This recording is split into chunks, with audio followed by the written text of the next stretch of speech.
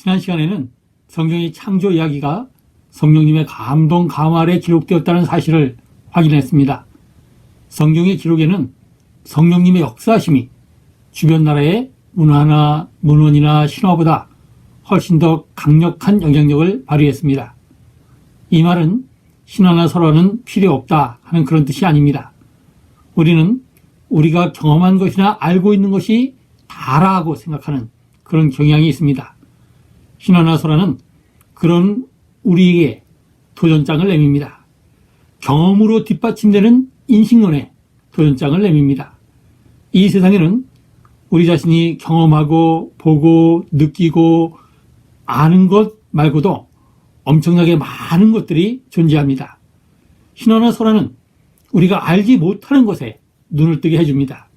신화나 설화는 우리가 보고 듣고 만지고 느끼고 맛보는 것만이 일생의 전부가 아니라는 사실을 우리에게 알려주면서 알지 못하는 세계로 우리를 초대합니다.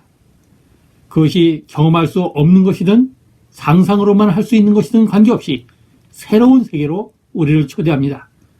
이것이 신화나 설화가 하는 아주 좋은 역할입니다.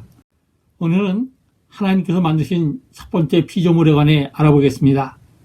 프리드리히 핸델은 1685년에 태어나서 1759년에 세상을 떠났습니다. 그는 오라토리오 천지창조 두 번째 곡에서 이렇게 노래했습니다. 사라지네 그 거룩한 빛 앞에서 어둠의 그늘 다 사라지네 곧 첫째 날이라. 혼돈 물러가고 새 질서 생겼네.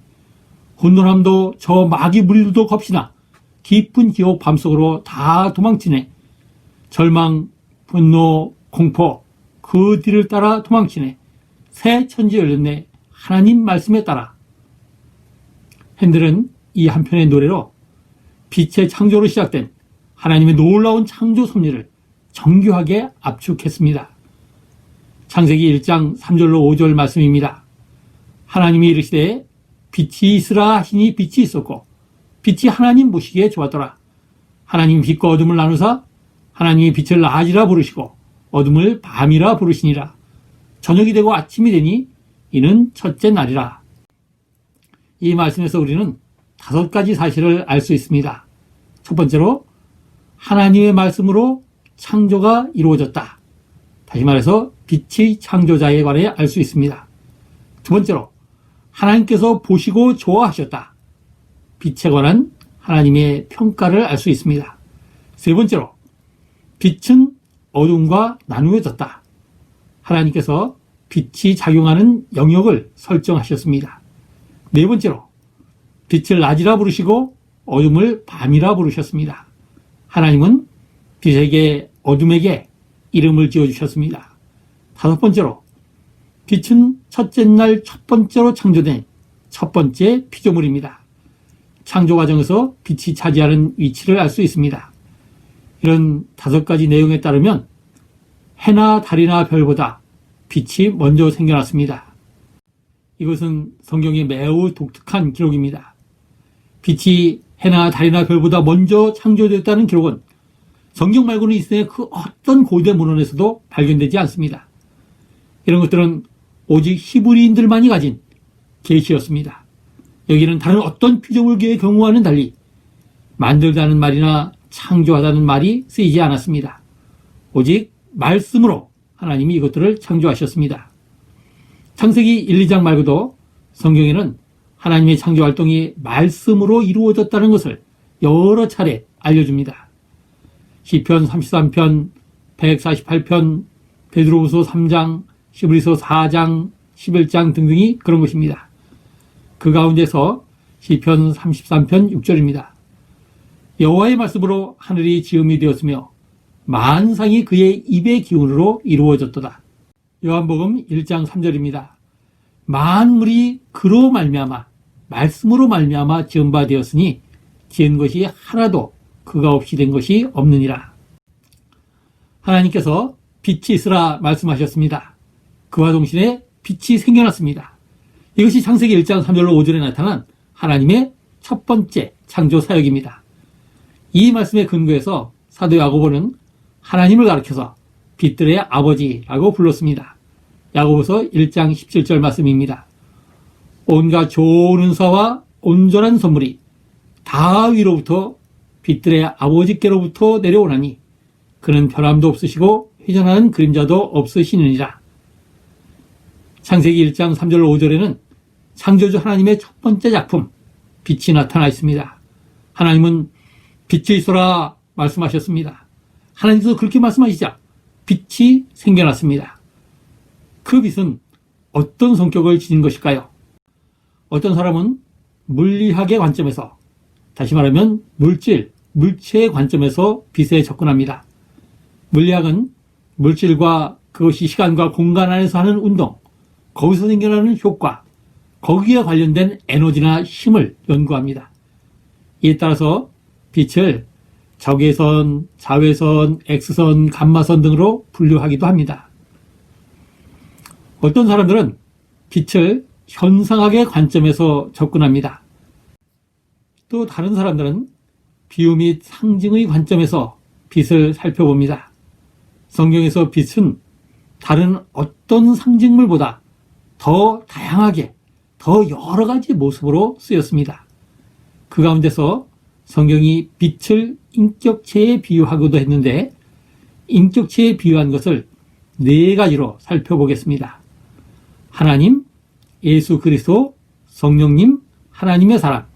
이렇게 성경은 빛을 인격체에 비유했습니다. 성경이 빛을 인격체로 비유하는 데 있어서 첫 번째는 빛은 곧 하나님입니다. 요한일서 1장 5절입니다. 우리가 그에게서 듣고 너희에게 전하는 소식은 이것이니 곧 하나님은 빛이시라. 그에게는 어둠이 조금도 없으시다는 것이니라. 이사야서 10장 17절입니다. 이스라엘의 빛은 불이 되고 그의 거룩한 이는 불꽃이 될 것이니라. 이렇게 하나님은 이스라엘의 빛이요 온 우주 만물 삼라만상의 빛입니다. 이에 따라서 신앙인은 하나님을 빛으로 고백하는 사람들의 용기와 담력을 노래했습니다. 이를테면 시편 27편 1절입니다. 여호와는 나의 빛이요 나의 구원이시니 내가 누구를 두려워하리요. 여호와는 내 생명의 능력이시니 내가 누구를 무서워하리요. 또 미가서 7장 8절입니다. 나의 대적이요 나로 말미암아 기뻐하지 말지어다. 나는 엎드러질지라도 일어날 것이요 어두운 데에 앉을지라도 여호와께서 나의 빛이 되실 것이미로다. 이렇게 하나님을 빛이라 고백하는 사람들은 세상의 환경과 자신의 처지와 자신의 생각이나 감정에 휘둘리는 대신에 하나님께서 이루실 창조의 역사를 기대하고 소망하면서 자기 인생을 가꾸어 나갔습니다. 빛을 인격체로 비유하는 두 번째 예는 빛이 곧 예수 그리스도라고 하는 고백입니다. 요한복음 1장 9절 말씀입니다. 참빛, 곧 세상에 와서 각 사람에게 비추는 빛이 있었나니 그가 세상에 계셨으며 세상은 그로 말미암아 지은 바 되었으되. 요한복음 8장 12절입니다. 나는 세상의 빛이니 나를 따르는 자는 어둠에 다니지 아니하고 생명의 빛을 얻으리라. 하나님은 일찍이 자기 자신과 자기 자신의 뜻을 빛으로 나타내시고 알리셨습니다. 때가 찼을 때 하나님은 예수님으로 하여금 말씀이 육신이 되어 인간 세상에 살게 하셨습니다. 그분을 통해서 우리를 빛으로 인도하시고 그 생명의 빛이 우리 속에 스며들게 하셨습니다. 하나님은 타락으로 어두워진 인간의 마음과 인간으로 인하여 어두워진 세계 역사를 밝히시려고 독생자 예수 그리스도를 온 세상의 빛으로 보내주셨습니다. 태양은 이 땅의 어둠만 밝힙니다. 예수 그리스도는 우주 만물 삼라만상에 적용되는 진정한 빛, 참 빛입니다. 예수 그리스도는 우리 인간의 감정과 마음과 영혼을 밝히시고 모든 피조물에게 새 생명을 주십니다. 태양빛은 과술에게 열매를 맺게 하지만 빛이신 예수 그리스도는 우리로 하여금 사랑과 기쁨과 소망의 열매를 맺게 하십니다. 하나님이 창조하신 빛은 바로 여기까지 그 범위가 확장됩니다. 그러므로 이 빛은 태양빛과는 비교도 되지 않는 대단히 광범위한 힘과 능력을 발휘합니다. 결국 창조의 첫날에 만들어진 빛은 오늘 타락한 인간과 세계를 구원할 수 있는 힘을 내포한 놀라운 피조물입니다. 이런 생각을 할 때 첫날 창조된 빛이야말로 참으로 해, 달, 별빛과는 비교할 수 없는 놀랍고도 아름다운 피조물이 아닐 수 없습니다. 빛이 인격체로 비유되는 세 번째 예는 성령님입니다. 빛은 성령님으로 비유가 됩니다. 사도행전 2장 3절 말씀입니다. 마치 불의 혀처럼 갈라지는 것들이 그들에게 보여 각 사람 위에 임하여 있더니, 성령님을 빛에 비유하는 것은 참으로 놀랍습니다. 오순절 성령 강림은 인간이 한 번도 경험해보지 못한 신비한 체험입니다.